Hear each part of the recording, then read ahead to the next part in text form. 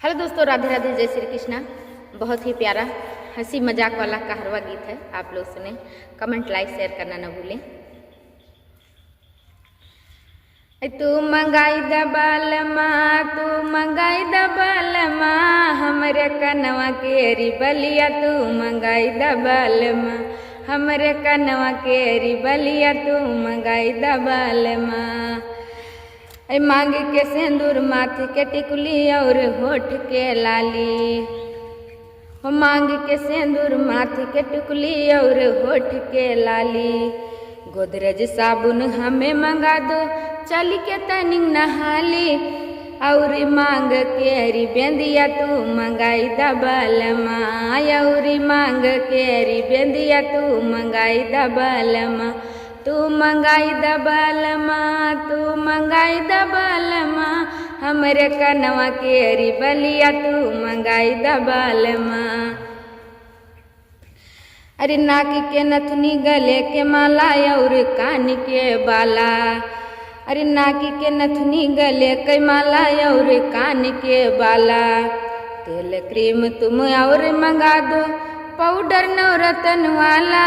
और पाँव केरी बिछिया, तू मंगाई दबाल माँ। और पाँव केरी बिछिया, तू मंगाई दबाल माँ। तू मंगाई दबाल माँ, तू मंगाई दबाल माँ, हमरा कनवा केरी बलिया। तू मंगाई दबाल माँ।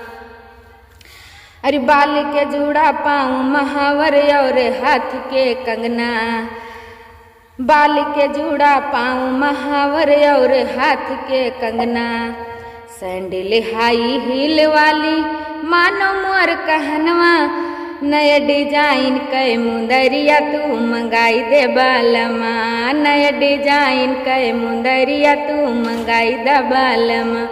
तू मंगाई दबाल माँ, तू मंगाई दबाल माँ, हमरे कनवा केरी बलिया। तू मंगाई दबाल माँ, हमरे कनवा केरी बलिया। तू मंगाई दबाल माँ। लरीदार हम पायल लेबै, साड़ी बिमंट वाली। लरीदार हम पायल लेबै, साड़ी बिमंट वाली।